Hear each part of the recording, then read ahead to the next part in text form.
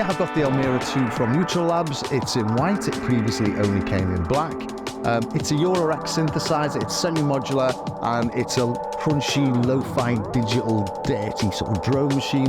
Although, as you'll hear in the demos coming up, it doesn't have to be a drone machine. You can control it like you control any other synth. It's got 4 voices there, lo-fi wavetables, I'd say.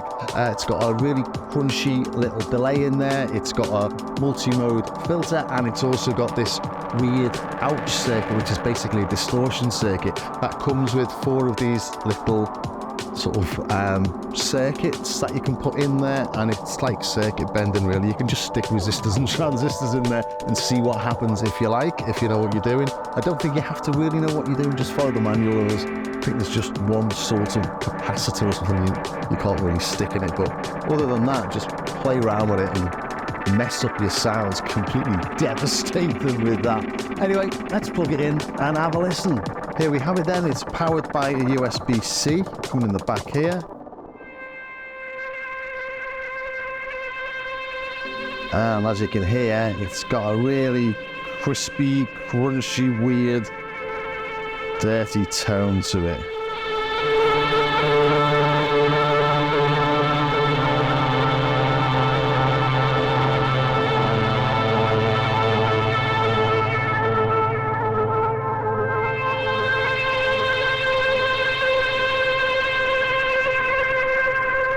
So here are the 4 oscillators, 1, 2, 3, and 4, and I'm playing oscillator 1 via the Keystep Pro using the pitch and the gate.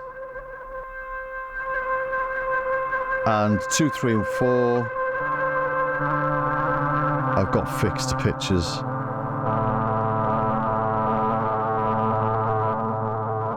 So I'll quickly run through what we've got on each of the oscillators. Let's turn the delay off to start, and let's put the cutoff on full. And then I'll just make it so that it's as least distorted as you can make it. And let's turn that envelope time down. So they're not super snappy envelopes. We've got an envelope time here, and this is basically the whole envelope attack and decay.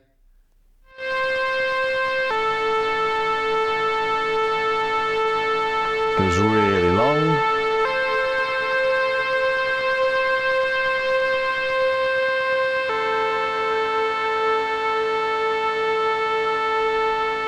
Then we've got a modulation knob, the wave knob, and the wavetable selector.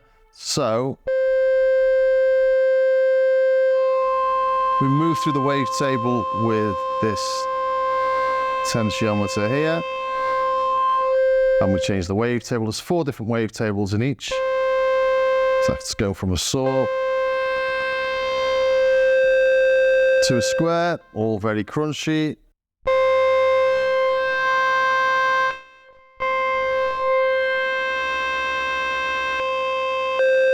Let's go back to the sawtooth.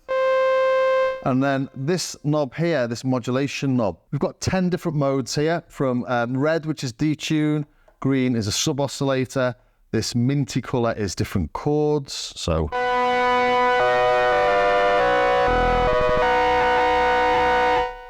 purple is like a wave shaper, blue is a saturator, cyan is a bit mangler,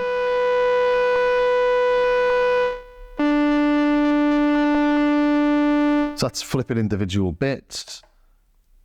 Yellow is a sample rate reducer.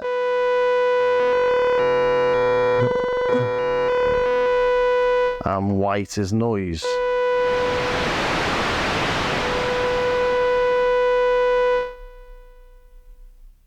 And then finally, we've got 2 extra filters in here. We've got a low pass and a high pass.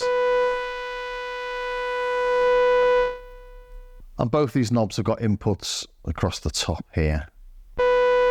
So everything's modulatable. Except for the wavetable we're using, but these buttons here are used for various things and menu selections. And I'll just show you the manual quickly, actually. It's the best way of showing you this.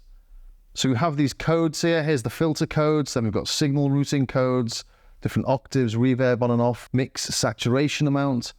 microtonal tuning, delay, sync, LFO functions, portamento. So there's a fair amount to remember in that. I don't think everyone's ever going to remember all of it unless you're playing it day in, day out. But an obvious one to show you is the octave toggle. So if I hit, so let's play a note now, then hit this and press 2, 3, 1, 2, 3, 1, and that's toggled the octave of oscillator 1.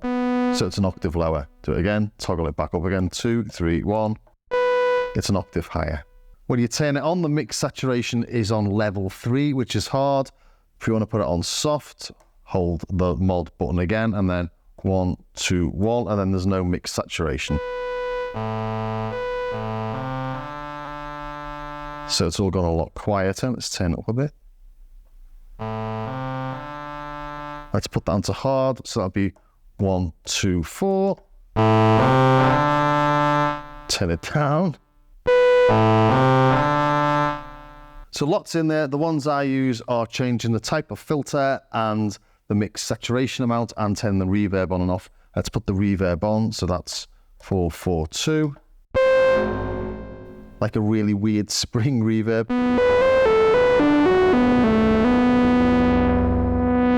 And the other one I use all the time, by default, the filter goes into the delay. Delay comes before the filter, but let's reverse that. So 1, 3, 4.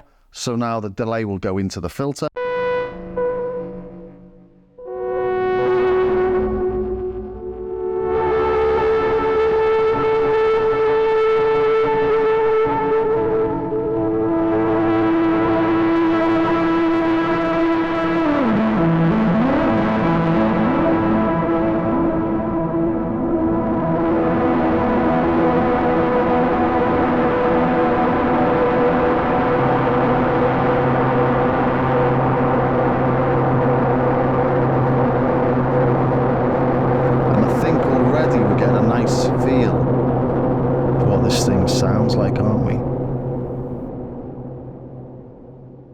And I think that's on the ladder filter. I'll put it back onto the default, which is the state variable LPF, which is, I think, is a 2-pole.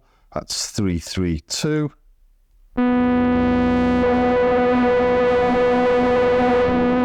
Three, 3, 1. Much more resonant. 3, 3, 2. But we do have like a band pass. 3, 3, 3.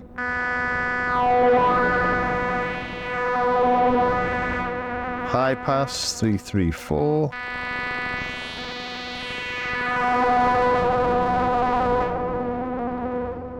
And a couple of other options as well, but now we come over to this out circuit. Let's put this back onto a standard low pass, which was 3, 3, 2.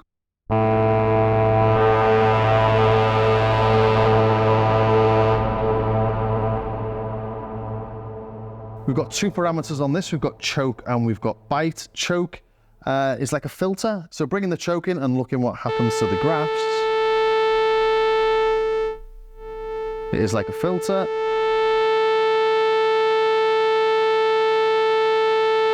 And then bite brings in a distortion.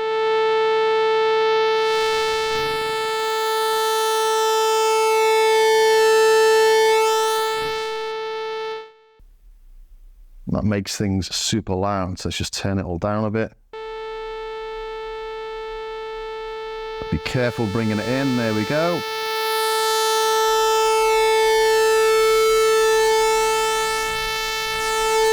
So it completely destroys the tone.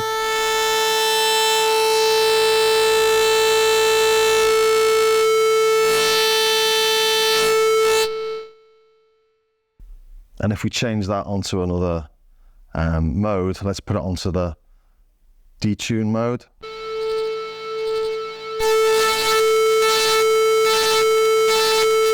It really reacts to different levels.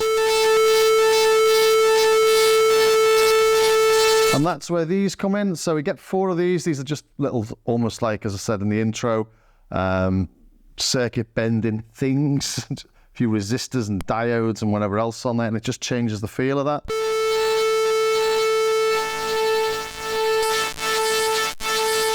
That's softening it. You can put a couple in at the same time if you like. Just makes it a bit brighter. But just play around with these things because they react in different ways, and as you're messing around with tones, just different things pop out at you. I'm doing really simple stuff at the minute, obviously. That one breaks up a lot more. I really need to label these. Or maybe it's just fun experimenting with them. But that sounds to me like a well broken up tone, and then choke it a bit.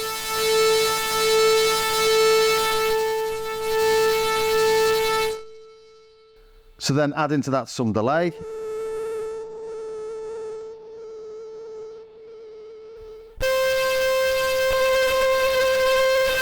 Add a load of feedback.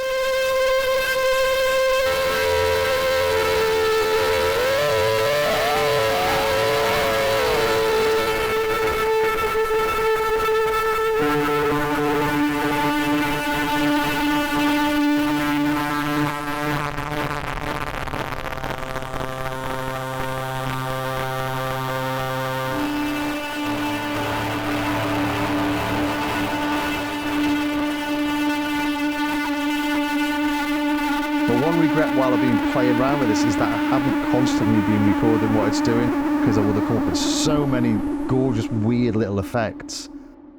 I like sticking this onto noise. What that's called. One's white and one's mint green, difficult to tell the difference. There's the noise. Bring a bit of resonance.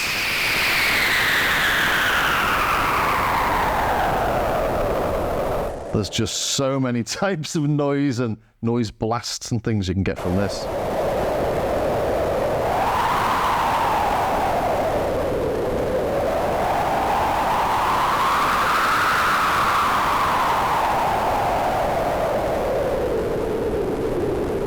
Scary storm. So what else have we got in here? This little orange button here is the tuning. So it's on chromatic at the minute. You can change that in the settings. When this is off, we're all quantized. When it's on, we're quantized here to chromatic, but you've got different scales, as I said in the manual. Check them out. Also on the left, we've got a sync button. If we've got a clock coming in, we can sync the delay and the LFOs. The LFOs go into audio rates. Let's modulate, I don't know, just the tuning of Oscillator 2 for now. Let's take it off chromatic.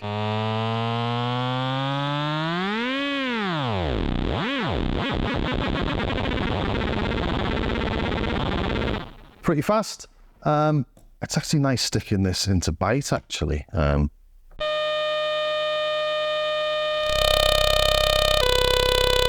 Some really weird stuff comes out of that.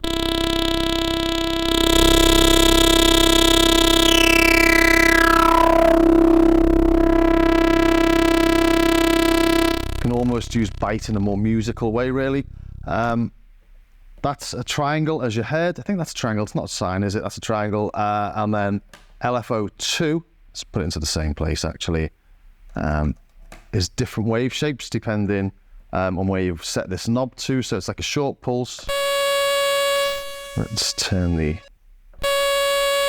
amount up. Whoops, let's hit the right.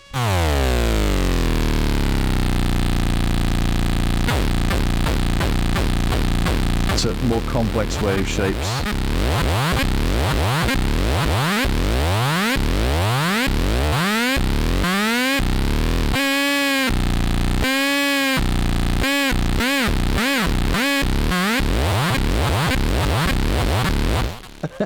All craziness can be had there, and they can all be sample and holds in the advanced settings using the menus. Then down here we've got a couple of utilities, and I find these are really, really useful actually. We've got an attenuator down here, we've got a single in and a double out, so you can send the LFO to a couple of places, for example. And then we've got an adder here, which I quite like using. In fact, I've got a demo coming later on in a minute, and that uses LFO1 and an envelope from one of the oscillators to modulate the filter. Here I'm controlling voice 1 with an arpeggiator from track 2 on the Keystep Pro, and I'm triggering the other 3 voices with gates from the drum track, so each voice has got a fixed pitch and is triggered by a different key, and that means I can play a 3-note melody on voices 2, 3 and 4 while leaving the arp to do its thing. I'm also mixing the envelope output of voice 1 with LFO1 to modulate the filter. LFO1 itself is being modulated by LFO2, and that adds some lovely tape style randomness. And then I'm just blending between the envelope CV and the LFO CVs to build different textures. And it all sounds lovely.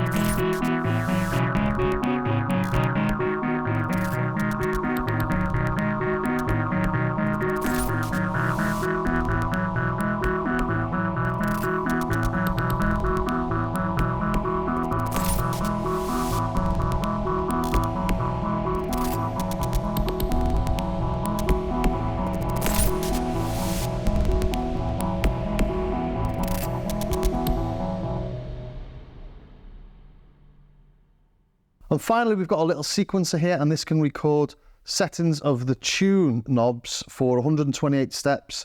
It's an arbitrary number, you know, you could have 15, 20, 38 and 62 and get some really nice, interesting sort of ambient drones happening. So in order to do that, we need to have some sort of tempo.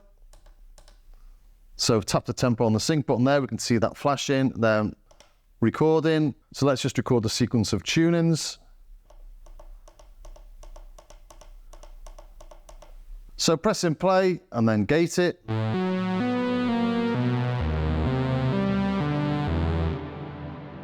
And to record something on channel 2, hold the PG button, press record, and then let's... yeah, God knows what this is going to do. Let's play it.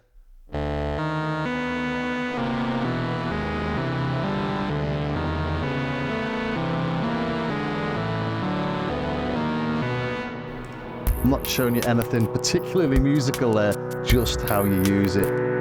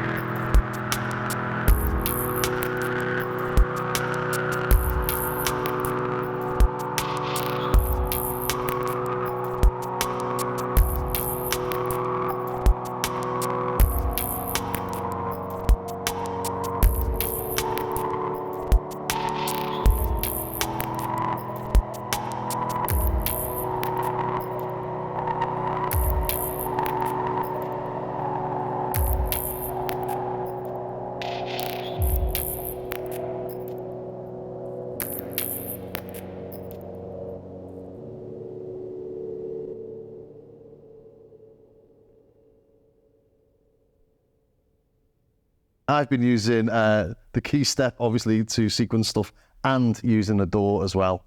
I was writing the track that's coming up, even though I've played it live because it looks better, basically. I did write it using the DAW to play the main sort of chord lines.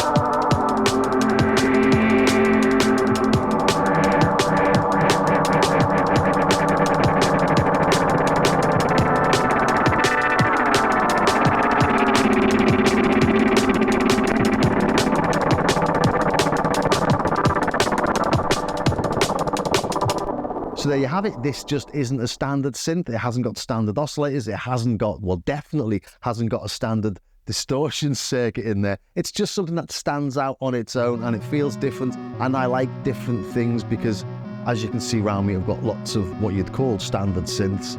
And it's nice to have a play with something that takes things out of your comfort zone and you just start experimenting with different sort of tonal characteristics and textures. And that's why I like this. I do get lots of requests for demoing kit, and I will only demo something if it looks good and I receive it and I really do use it and I play with it. And after having spent a few evenings losing 6 hours here and there playing this, I did realize that it was something that I was getting a lot of use out of and I was enjoying it. Hence it's on the channel. So I hope you enjoyed that. I hope you understand what it is and what it could do for you. And if it's something that you would like yourself, it's the whole point of demoing these things, isn't it? And if you did enjoy it, please think about subscribing, ring the bell, join me over on Patreon. This channel is funded by my wonderful patrons, by affiliate links. So head over to patreon.com/StarskyCar for patches, samples, and extra bits and bobs. And do take a look at StarskyCar.com as well. There's patches, there's samples, there's things to buy, and there's free stuff as well. And it's really nice if you pick up just some of the really cheap bits and bobs like the TR606, where is it? It's lying around somewhere, through various distortion units. Only $3, but it all helps to support the channel. Or buy some of the more expensive stuff. That's welcome as well. Anyway, thanks for watching. Thanks for staying to the very end, and I'll see you next time.